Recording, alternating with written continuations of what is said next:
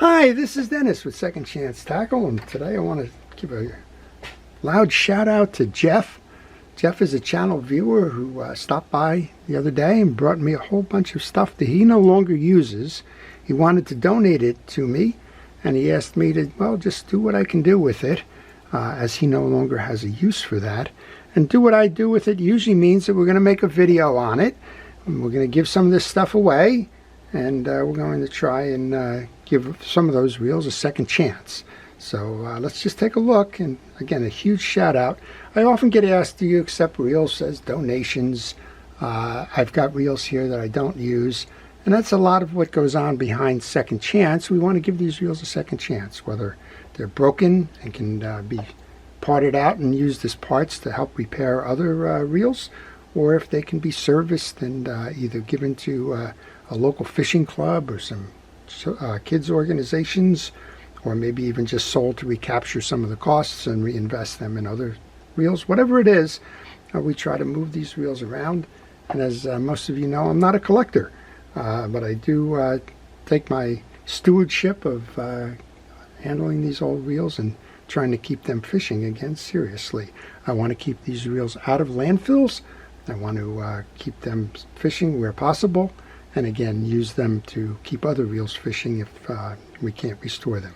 Some of these will be giveaways as well, so stay tuned as you're watching the channel. These will come up as giveaways along the way. Okay, so let's get started. He gave me some parts trays. Well, parts storage is always important, and you can always use some storage. I haven't figured out what we'll do with these yet, but well, it's convenient, and I certainly will see what I can do with them. The next one I think is going to be a series of giveaways. He has a whole series of these pen catalogs here, and a lot of times I'm asked, when was a reel made? What are the features and functions of those reels, and where do you get more information on it? Surprisingly enough, the answer to a lot of these is the catalogs, and he collected quite a few of the pen catalogs here. We're going to figure out what to do with these.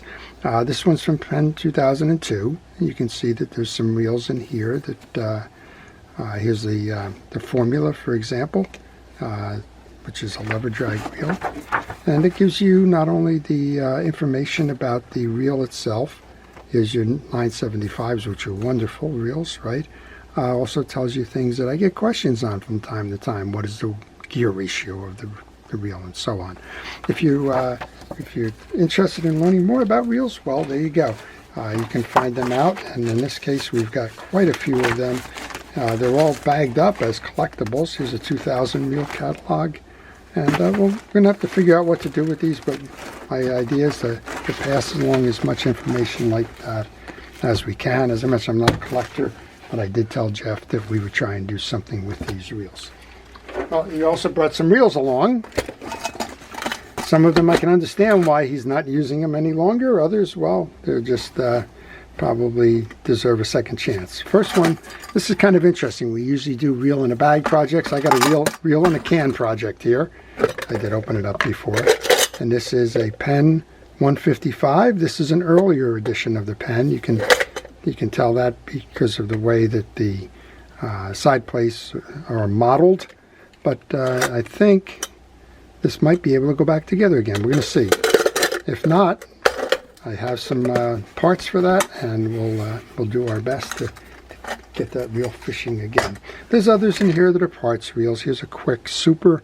I have a super reel that belonged to my late uncle, who lived right along the New Jersey shore, and got passed on to me, and it's missing the bail trip. So I think, among other things, this reel is going to give that one a second chance. You can tell this one's had a hard life, and well, something's going on here. The rotor's disconnected from the pinion gear to some extent, but this will be a parts reel for all intent and purposes. Here's a Kmart reel, and I think what we've learned about Kmart in Japan, it looks like it's Japan. It's hard to see.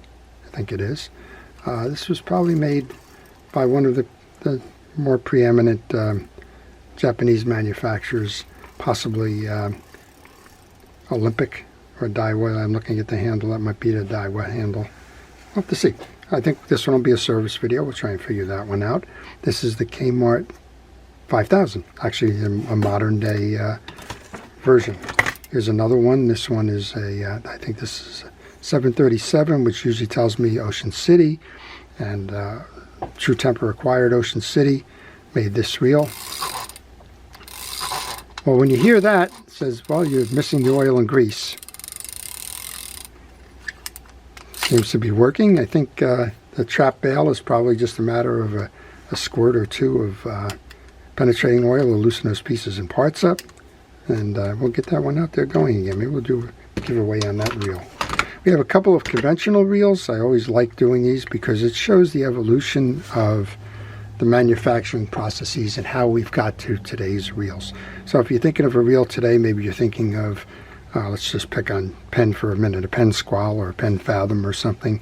This is really predating that. This is a Pflueger 1878 Golden West. It's a direct drive reel. There is no star adjuster to it. It's in nice clean condition. Seems to work. The knob is wooden. A lot of times a wooden knob signifies that the reel was made before World War II. So in this case, it's probably an early edition. This is how you stop the reel. You didn't have a drag. You used your thumb pressure, and that little leather tab there helped both with casting, where you applied that to slow the spool, and also when you were fighting the fish, that would protect you from burning your thumb. Very interesting. He's got a whole mess of interesting reels here. This one is a Shakespeare Wondercast. It's an FE version. I think that puts that in the 1950s. Seems to work, and I think I just did a Wondercast reel. Then we have a couple of these. Here's a Pflueger Trusty. 1950s, I'm going to think.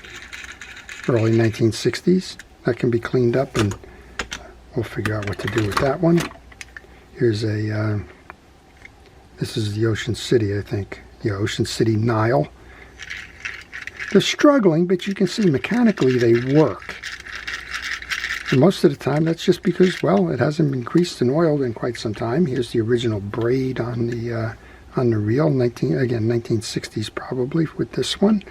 There's a gap in the spool here. I don't know if that's an issue with something stuck inside, maybe the braid, or it could be that this reel has a bent frame. We're gonna have to see. Classic. And this one's an old one. This is one of the original Mitchells, and actually it doesn't even read Mitchell on it. It reads CAP, C-A-P, and I at one point in time I remembered what that stood for in French, but I don't remember it now. And this is, well, it is made in France, but this is the Mitchell 304 essentially, or what became the Mitchell 304, and it had a half bail. That's because there was a thing called the Hardy patent, and the Hardy patent covered the full bail, and nobody put the full bail on a reel because they would have to pay the patent costs, so they went with the half bails until the patent expired. Oh, it just keeps getting better, right? This is an unusual knockoff. This is called the monospool reel. This was made by Lawrence. The Lawrence Tackle Company was up in Lawrence, Massachusetts. It was a division of the New York Toy Company, of all things. And, wow, that's a blatant knockoff of a Penn Delmar reel. The Delmar was the 285. The parts are not interchangeable between the reels. And you can tell, even something like the torpedo handle, it's not quite exactly the size of a Penn torpedo handle. But again, if you just did a quick look, you'd think, this is a Penn reel. It's not. It's a Lawrence reel. This one seems to be running well. This one's, well, it's good for the story, but you could actually take it fishing. This one's in nice condition. There's another conventional reel. This is an Ocean City. It's the Ocean City 978, another direct drive reel. This one's tight. Again, most of these would be because the reel just hasn't been serviced in a while. The greases have dried and clogged the mechanisms, and oftentimes just a good cleaning will take care of that. Well, I hope this is not boring to you, but we're going to just continue. Here's Ocean City Gear Works, and it's in Philadelphia. And I'm not sure, maybe one of our folks know, is this Ocean City? I don't think it is. I think it has a name that's similar, but I don't think it's Ocean City. It's Ocean City Gear Works. Outdoor Products, Ocean City Gear Works. The pole is not working here. You can see that the line guide is moving. The pole is not. I'm sorry, the worm gear is moving, but not the line guide. And how do you turn that click button off? I'm not sure you do. I don't see a switch on this side or this side. So anybody knows anything more about Ocean City Gear Works, let me know. This one's clearly for pieces and parts. Bobby, I thought we had your piece there for a while. This is a South Bend number 20. Bobby had sent me a South Bend reel. It doesn't work. Maybe the parts are in here. So a lot of those South Bend reels were actually made by Shakespeare. So sometimes we can get that corrected. Here's another Ocean City. This one's an older one. This is a monitor. Again, wooden handle indicates that it's early, so 1940s or earlier. I'm going to have to do some research on that. I have a book that was published by some members of ORCA, the Old Reel Collectors Society, and it tells the story of the Ocean City manufacturing. Ocean City was in business from the 1920s through 1957, so we know that it's in the 50s at the latest. Wooden handles, again, usually indicate 1940s. We have another one here. This is probably also an Ocean City. This is the Ocean City Sea Lake, the 930. Again, direct drive. This one would be a medium action. It would be inshore ocean or deep lakes, rivers, catfishing, those kinds of things. Again, this one's got some seized knobs here that should free up with a little bit of oil. And, well, it's just sluggish from performance. I think we've covered this one before. This is a beautiful example. This is a Shakespeare service meaning utility here. This one, I would say, would be very collectible, except we have somebody named Macmillan, DG, who etched his name in the side plates, his or her name in the side plates. Now, this one's worth fixing and taking fishing. This is a great reel for catfishing or for inshore. Here's another one that we brought in. This is a South Bend anti-backlash reel. This bar is the answer to the anti-backlash as they were trying to define it at the time. When you cast, the reel speed will vary. And this is a knuckle buster reel. It goes in both directions. No free spool release. But what would happen is, as the spool speeds up and then slows down, this gate is up when it's spinning fast. As it tends to slow, the gate closes. That's supposed to slow the line gathering on the spool and, well, prevent that backlash. So this is a South Bend 350 anti-backlash reel. As you can see, Jeff has been very generous. I thanked him countlessly for that. Well, just thank you again. This is a very early Shakespeare reel. This one might be 100 years old. I'm going to have to check.